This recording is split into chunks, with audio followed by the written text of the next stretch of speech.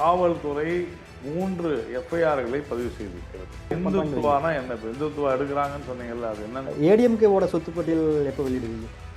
அங்க ஊழல்வாதிகள் இல்லையா? யார் ஊழல் செய்திருக்கிறார்களோ அந்த பட்டியல் வரும் என்று சொல்லியிருக்கு. வணக்கம் நேர்களே, எம்ஜிஆர் டிவி மூலமாக உங்களை எல்லாம் சந்திப்பதில் ரொம்ப மகிழ்ச்சி. 2024ஆம் ஆண்டு நாடாளுமன்ற தேர்தலை அனைத்து அரசியல் கட்சிகளுமே உன்னிப்பாக உற்று நோக்கி கவனித்து வருகிறது.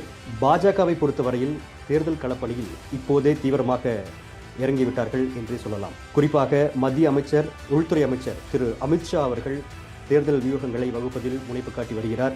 தமிழகத்துக்கு நாளை வருவதாக இருந்தது. ஒரு நாள் முன்கூட்டி இன்று இரவே தமிழகத்துக்கு வருவதாக தகவல்கள் எல்லாம் நமக்கு கிடைத்திருக்கின்றது. தமிழகத்தை பொறுத்தளவில் எடப்பாடி பழனிசாமி அவர்களுடைய தலைமையிலான அதிமுகவுடன் கைகோர்த்துள்ள பாஜக இம்முறை குறிப்பிடத்தக்க இடங்களில் போட்டியிட தீவிரம் காட்டி வருது அப்படின்னு சொல்கிறாங்க. அது மட்டும் இல்லாமல் டார்கெட் 9 அப்படின்னு சொல்லக்கூடிய ஒரு விஷயத்தை தமிழகத்தில் பாஜக மேலிடம் மக்களவை தேர்தலில் அணுகப் போகுது அப்படிங்கிற மாதிரி ஒரு விஷயத்தையும் சொல்லியிருக்காங்க. இந்த மாதிரி இன்னும் பல கேள்விகள் நம்மளிடம் இருக்குது. அமித்ஷா அவர்களுடைய வருகை என்ன தாக்கத்தை தமிழகத்தில் ஏற்படுத்தும்? பிஜேபியினுடைய டார்கெட் 9 வியூகம் பலிக்குமா? அண்ணாமலை அவர்களுடைய பாத யாத்திரை பலன் கிடைக்குமா? போன்ற பல்வேறு கேள்விகளுக்கு நம்மிடையே பதில் தருவதற்காக தமிழக பாஜகவினுடைய துணைத் தலைவர் திரு நாராயணன் திருப்பதி அவர்கள் நம்மோடு இணைந்திருக்கிறார். வணக்கம் சார். வணக்கம். ஏன்னா இன்னைக்கு இரவு அமித்ஷாஜி அவர்கள் வர்றதாக இருக்கிறது. அப்படி இருக்கும்பொழுது அந்த மாதிரி நேரத்திலேயே எங்களுக்காக நீங்க நேரம் ஒதுக்கி வந்திருக்கிறது ரொம்ப மகிழ்ச்சி அளிக்கிறது சார். இப்போ இருக்கிற சூழ்நிலையில அமித்ஷாஜி அவர்களுடைய வருகை எந்த அளவு ஒரு திருப்பத்தை, ஒரு மாற்றத்தை ஏற்படுத்தும் அப்படின்னு நினைக்கிறீங்க சார்? அமித்ஷா அவர்கள் மிக உற்சாகமானவர். அவருடைய மேன் வித் கோல்டன் ஆர்ம் என்று சொல்லப்படக்கூடிய கட்சியில அவர் தலைவராக இருந்த பொழுது மிகப்பெரிய சாதனைகளை, வெற்றிகளை அள்ளி குவித்திருக்கிறோம். அதனால அவர் ஒரு மிகப்பெரிய செயலாற்றும் தலைவர் என்கிற வகையில தேர்தல் வியூகங்களாகட்டும் அல்லது கட்சி பணிகளாகட்டும் எதுவாக இருந்தாலும் மிக சுறுசுறுப்பாக, அதே சமயத்துல நேர்த்தியாக பணியாற்றக்கூடியவர். அவருடைய வருகை எப்பொழுதுமே ஒரு உற்சாகத்தை கொடுக்கும். அதே உற்சாகம் தான் இப்பொழுதும் இருக்கிறது. சரி சார், இப்போ 2024ஆம் ஆண்டு பார்லிமெண்ட் எலெக்ஷன்ல இந்த டார்கெட் 9 அப்படிங்கிறத நீங்க அச்சீவ் பண்ணிடுவீங்களா தமிழகத்துல? இல்ல, அந்த மாதிரி டார்கெட் 9ன்னா என்னன்னு எனக்கு தெரியாது. நீங்களாம் ஏதோ உங்க இஷ்டத்துக்கு நீங்க ஒரு தலைப்பு வச்சுக்கிட்டு டார்கெட் 9 அப்படின்னு என்ன கேட்டீங்கன்னா, எனக்கு தெரியாத விஷயத்த நான் எப்படி சொல்ல முடியும்? அதாவது 9 தொகுதிகளில் டார்கெட் பண்ணி அதில் ஜெயிக்கணும் அப்படிங்கிற மாதிரி ஒரு இது. அந்த மாதிரி உங்களுக்கு யார் சொன்னது? நிறைய நாளிதழ்களில் படிச்சோம் சார். அப்படி யூகங்களின் அடிப்படையெல்லாம் பதில் சொல்றேன். அந்த மாதிரி எதுவுமே கிடையாது. நாங்க 39 தொகுதிகளிலும் நாங்கள் எங்களுடைய கவனத்தை செலுத்திக் கொண்டிருக்கிறோம். தமிழகத்துல 39 தொகுதிகளில் 25 தொகுதிகளாவது உறுதியாக பாராளுமன்ற உறுப்பினர்கள் வர வேண்டும் என்று எண்ணுகிறோம். அதுதான் எங்களுடைய டார்கெட்டை தவிர, நீங்க ஏதோ திடீர்னு புதுசா டார்கெட் 9 நீங்களே ஏதோ ஒரு அடைமொழி கொடுத்துட்டுலாம் சொன்னா அது சரியா வராது. Okay sir. இப்போ அமித்ஷாஜி அவர்கள் இன்னைக்கு வரதா சொல்லியிருக்காங்க. நாளை வருவதா இருந்து ஒரு நாள் முன்கூட்டியே இன்னைக்கு வராரு. அவருடைய வருகை நம்ம பாஜகவுக்கு ஒரு பூஸ்டப் எனர்ஜியா இருக்கும்னு நீங்க நினைக்கிறீங்களா? இல்ல, முதல்ல நாளைக்கு வரதா இருந்துச்சு, இன்னைக்கே வந்துட்டாரு நீங்க சொல்றதே தவறு. ஆக்சுவலா இன்னைக்கு வரதா தான் இருந்துச்சு. எங்க இருந்து திடீர்னு நாளைக்கு வரதா இருந்துச்சுன்னா சொல்றீங்கன்னு எனக்கு இதான். இது எல்லாமே ஏதோ பத்திரிகைகள்ல, ஊடகங்கள் ஏதோ ஒண்ணு சொல்லிக்கிட்டு ஏதோ ஒண்ணு பண்ணிட்டு இருக்கிறாங்க, அவ்வளவுதான். நான் ஏற்கனவே சொன்னது போல அவருடைய வருகை என்பது ஒரு உற்சாகத்தை தமிழக பாஜகவினருக்கு அளிக்கும். அதுல எந்த விதமான சந்தேகமும் இல்லை. சார், இப்போ ஒரே மாசத்துல 66 பொதுக்கூட்டங்களை கூட்ட பாஜக திட்டமிட்டு இருக்கு அப்படின்னு ஒரு விஷயத்தை பாக்குறோம். பரப்புரைகள் அதுல முழு வீச்சுல இருக்கும்னு எதிர்பார்க்கலாமா? கண்டிப்பா. நம்ம எல்லா பாராளுமன்ற தொகுதிகள், எல்லா மாவட்டங்களிலும் நாம பொதுக்கூட்டங்களை நாம போடுறோம். அதனால இது ஒரு மிகப்பெரிய எழுச்சியை எங்களுடைய தொண்டர்களிடத்திலும் மக்களிடத்திலும் தட்டி எழுப்பும். அதே மாதிரியா ஒரு மக்களிடையே எங்களுடைய 9 வருட சாதனைகளை நாங்கள் சென்று சேர்ப்போம் என்ற நம்பிக்கை எனக்கு இருக்கிறது.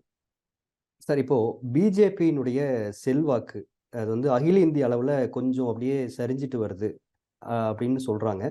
பிஜேபி தனித்து 4 மாநிலங்கள்ல தான் ஆட்சி செய்யுது அப்படின்னு உங்களுடைய எதிர்க்கட்சியினரெல்லாம் கொஞ்சம் கலாய்க்கிற மாதிரி பேசுறாங்க. இது எப்படி பாக்குறீங்க?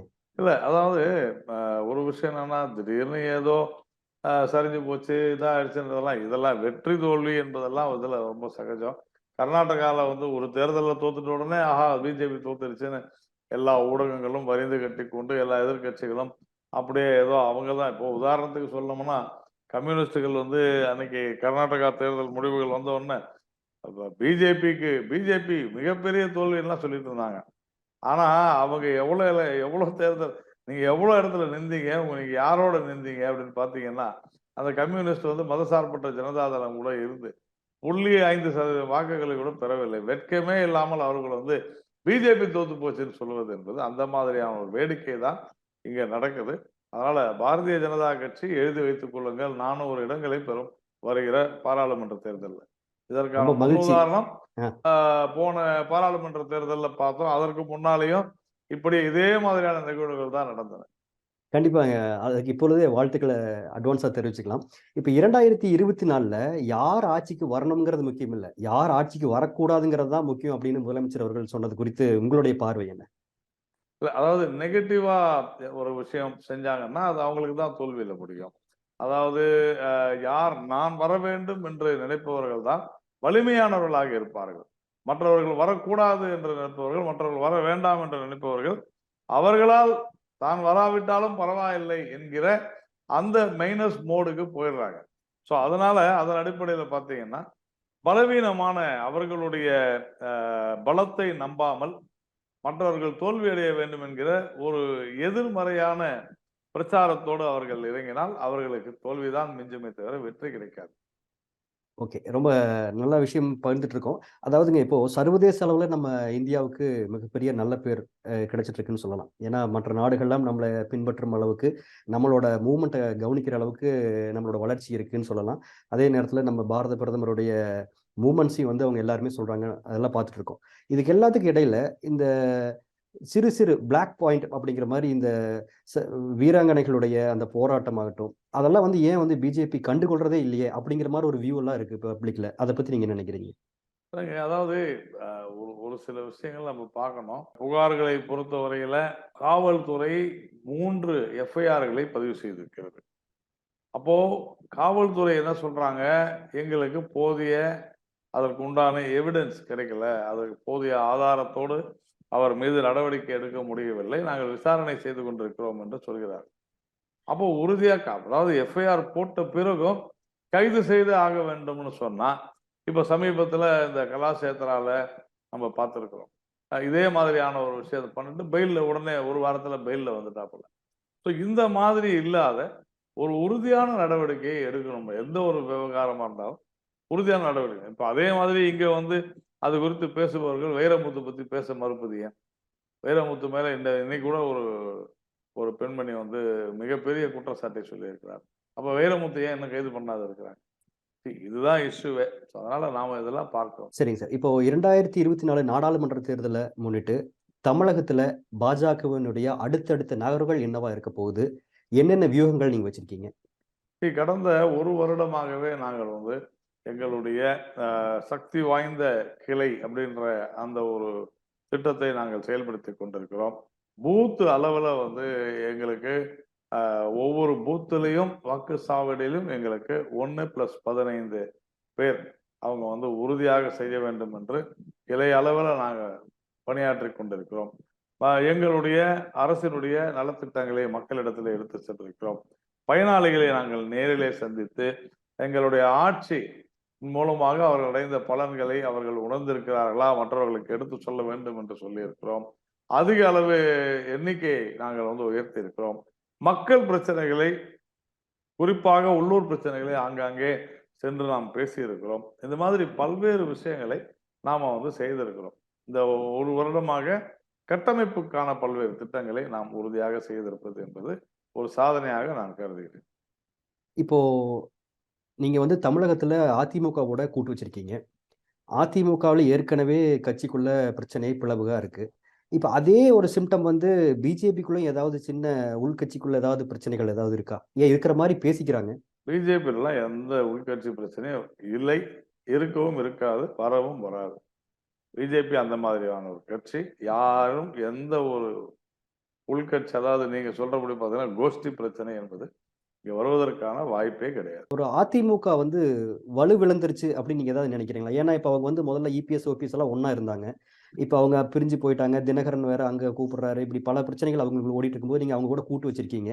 இந்த எலக்ஷன்ல எப்படி ரிசல்ட் வரும்னு நீங்க எதிர்பார்க்குறீங்க? சார், நாங்க அப்படி நினைக்கல சார். ம். அதாவது எங்களை பொறுத்தவரையில ஏக்கம் தான். அஇஅதிமுக என்பது இரட்டை இலை சின்னத்தோடு, அஇஅதிமுக என்பது அதிகாரபூர்வமாக யாரிடம் இருக்கிறதோ அவர்களோடு எங்களுடைய கூட்டணி அப்படிங்கிறது தான் எங்களுடைய ஏற்கனவே இருந்த நிலைப்பாடு தான். இப்பயும் அப்படிதான் போய்கிட்டு இருக்கு. அதனால எங்களை பொறுத்தவரையில நாங்கள் தெளிவாக இருக்கிறோம். நீங்க அதனால அது பலவீனமாயிடுச்சா பலமாயிடுச்சான்றதெல்லாம் ஒவ்வொருவருக்கும் பலம் இருக்கிறது என்பதுதான் நம்முடைய கருத்து. ஓகே. இப்போ வந்துங்க தமிழகத்துக்கு அப்பாற்பட்டு பார்க்கும்போது, மத்த எல்லா மாநிலங்களையும் வந்து பிஜேபி வந்து எடுக்கிற ஒரு விஷயம் அப்படின்னா, அது இந்துத்துவா. அது கொஞ்சம் பொதுவா எடுக்குறாங்க. இந்துத்துவானா என்ன? இப்ப இந்துத்துவா எடுக்கிறாங்கன்னு சொன்னீங்கல்ல, அது என்னன்னு இல்ல இந்து மக்களோட இந்து மதத்தை வச்சு அல்லது இந்து மக்களை வந்து பாதுகாப்பும் விதமாக பிஜேபி இருக்கிறது அப்படிங்கிற மாதிரி சில விஷயங்கள் வந்து இந்து முன்னெடுக்கிறாங்க. மக்களை பாதுகாக்க கூடாதா? இல்ல நான் பாதுகாக்க கூடாதுன்னு சொல்ல வரலைங்க. இல்ல அதை வந்து மற்ற கட்சிகளை விட இவங்க வந்து முன்னெடுக்கிறாங்கங்கிற அதான் சொல்றேன். மற்ற கட்சிகள் அவ்வளவா அதை பண்றது இல்ல. இவங்க அதை எடுக்கிறாங்க. மற்ற அதாவது தமிழகத்துக்கு அப்பாற்பட்ட மாநிலங்கள்ல. ஆனா இந்து மக்கள் அதிகமா இருக்கக்கூடிய மாநிலம் தமிழகம். இங்க ஏன் உங்களுடைய அந்த இந்துத்துவா சித்தாந்தம் எடுபட மாட்டேங்குது? நீங்க தவறா சொல்றீங்க. நீங்க வந்து எங்களை பொறுத்தவரையில நாங்கள் மிக தெளிவாக இருக்கிறோம். இந்து என்பது ஒரு வாழும் முறை, அது மதம் அல்ல. அதனால நீங்க ஃபர்ஸ்ட் ஆஃப் ஆல் இந்துத்துவான்றது தவறான விஷயம்தான். உத்தரப்பிரதேசத்துல பாத்தீங்கன்னா கூட அங்க மிகப்பெரிய கட்டமைப்பை உருவாக்கி இருக்கிறோம். வளர்ச்சி என்கிற தாரக மந்திரம் தான் நாடு முழுவதும் நாம வச்சிருக்கோம். எங்கேயாவது போலி மதச்சார்பின்மை அப்படி பேசுபவர்கள், அதாவது மதசார்பின்மை என்று சொல்லி ஒரு சிறுபான்மை சமுதாயத்தை சேர்ந்த இஸ்லாமிய கிறிஸ்துவ சமுதாயங்களுக்கு ஆதரவாக பேசி நடித்து அவர்களை வேண்டுமென்றே வாக்குக்காக ஓட்டுக்காக தாஜா செய்யும் அந்த பழக்கம் நம்மிடத்துல இல்லை. அப்போ அவர்கள்தான் மதவாத கட்சிகளை தவிர நாங்கள் மதவாதிகள் அல்ல. அந்த மதவாதிகள் திமுக, காங்கிரஸ் போன்ற மதவாத கட்சிகளுக்கும் பாரதிய ஜனதா கட்சிக்கும் மிகப்பெரிய வித்தியாசம் இருக்கு. எங்களை பொறுத்தவரையில யார் இந்த கலாச்சாரத்துல இருக்கார்களோ அவர்கள் அத்தனை பேருமே இந்துக்கள் தான். நம்ம தமிழகத்துல அதுதான் பண்ணுறோம். இப்ப தமிழகத்துல ஏதோ பாஜகதான் வளரலன்ற மாதிரி எல்லாம் இல்லை. தமிழகத்துல அந்த இரண்டு கட்சிகள் திமுக, அதிமுக இதுவரையிலும் அவர்களுடைய தலைவர்களை கொண்டிருந்தது, மிகப்பெரிய ஆளுமைகளை கொண்டிருந்தார்கள். இப்பொழுது வெற்றிடம் இருக்கிறது. அதனால பாரதிய ஜனதா கட்சி மட்டும்தான் அந்த இரு கட்சிகளை தாண்டி நாங்கள் ஆட்சி அமைப்போம் என்று தெளிவாக சொல்லக்கூடிய தைரியம் படைத்துள்ள ஒரு கட்சி. அதனால பாரதிய ஜனதா கட்சி ஏதோ அது மட்டும்தான் நீங்க வளர முடியல மாதிரி ஒரு கற்பனையில எல்லாருமே மகிழ்ந்துட்டு இருக்காங்க. அந்த மாதிரி இல்லை. ரொம்ப நன்றி சார். இப்போ கடந்த 2 மாதங்களுக்கு முன்னாடி பாத்தீங்க அப்படின்னா அந்த டிஎம்கேனுடைய சொத்து பட்டியல் வெளியிட்டீங்க. பிடிஆர் அவங்களுடைய ஆடியோ வெளியிட்டீங்க. அதுக்கப்புறம் ஒன்றும் சவுண்டே இல்லையே. வரும் சார். ஏன் உங்களுக்கு அவ்வளவு அவசரம்? உங்களுக்கு அவ்வளவு கோபமா திமுக பேர்ல உங்களுக்கு? இல்ல சார், தொடர்ந்து 2வது லிஸ்ட் கொடுப்பீங்க. அதுக்கப்புறம் காத்திருங்கள். சரி, அப்போ ஏடிஎம்கேவோட சொத்து பட்டியல் எப்போ வெளியிடுவீங்க? அங்க ஊழல்வாதிகள் இல்லையா? யார் ஊழல் செய்திருக்கிறார்களோ அந்த பட்டியல் வரும் என்று சொல்லியிருக்கோம். ஓகே, பொறுமையா காத்திருக்கு. அப்ப ஏடிஎம்கேல எதிர்பார்க்கலாம். நீங்க உங்களுடைய யூகங்களுக்கும் உங்களுடைய கற்பனைகளுக்கும் நான் எப்படி பதில் சொல்ல முடியும்? ஜூலை 9 இருந்து தமிழகத்துல அண்ணாமலை அவர்கள் யாத்திரை செல்ல இருக்கிறார் அப்படின்னு ஒரு செய்தி பார்க்கிறோம். அது பாஜகவுக்கு எந்த அளவுக்கு பலன் கொடுக்கும் நீங்க நினைக்கிறீங்க? நேரடியாக மக்களுடன் இணைவது என்பது இந்த யாத்திரையின் மூலமாக நமக்கு கிடைக்கக்கூடிய பலன். தமிழகத்தினுடைய மூலை முடுக்குகள் எல்லாம் சென்று மக்களை, எங்கள் ஆட்சியினுடைய சாதனைகளை விளக்கி மக்களுடைய குறைகளை கேட்டறிந்து அதற்கு தீர்வாக நாம் என்ன செய்ய போகிறோம் என்பதை நாம முன்னெடுக்க போகிற ஒரு யாத்திரையாகத்தான் இது இருக்கும். அதனால மக்களோடு மக்களாக நாம் இணைந்து என் மண் என் மக்கள் என்கிற அந்த ஒரு கோஷத்தோடு மிக சிறப்பான முறையில் இது அமைய போகிறது. இது ஒரு வரலாற்று திருப்பு முனையாக இருக்கும் என்பதில் மாற்று கருத்தே கிடையாது. அப்போ இது ராகுல் காந்தி அவர்களுடைய அந்த ஒற்றுமை யாத்திரை ஓரளவுக்கு வெற்றி அடைஞ்சதால அவரை பார்த்து அண்ணாமலை அவர்கள் காப்பி அடிச்சு தான் இதை யாத்திரையை மேற்கொள்றாரு அப்படின்னு சொல்றாங்க. அது எப்படி பாக்குறீங்க நீங்க? அது வெற்றி அடைஞ்சதா சொல்லிக்கிறாங்களே தவிர யாரோ அவங்க கட்சியில அவங்க சொல்லிக்கிறாங்க, அவ்வளவுதான். இல்ல, முதல்ல ஆரம்பிச்சது அவர் தானே இது மாதிரி ஒரு யாத்திரை, பாத யாத்திரை. பாத்தீங்கன்னா பாத யாத்திரை அந்த காலத்துல காந்தியடிகளே பாத யாத்திரை பண்ணிருக்கிறாரு. அதனால நிறைய கட்சியில பண்ணிருக்கிறாங்க. அது ஏதோ இவர் ராகுல் காந்தியை பார்த்தெல்லாம் காப்பி அடிக்கணுன்ற அந்த மாதிரி ஒரு துர்பாகியமான நிலைமையெல்லாம் நம்மள்ட்ட கிடையாது. ஓகே சார், இப்போ இன்னைக்கு இரவு அமித்ஷாஜி அவர்கள் வரதா இருக்கு. ஏடிஎம்கே பொறுத்தளவுல யாரெல்லாம் அமித்ஷாஜி அவர்களை மீட் பண்றதுக்கு இருக்காங்க? அது மாதிரி ஏதாவது எல்லாம் முடிஞ்ச பிறகு யாரெல்லாம் பார்த்தாங்க அப்படிங்கறத நாளைக்கு உங்களுக்கு நான் சொல்றேன். ரொம்ப நன்றி. இந்த காணொலியை காணும் தமிழ் உள்ளங்களுக்கு ஒரு அன்பான வேண்டுகோள். சேனலை சப்ஸ்கிரைப் பண்ணிட்டீங்களா?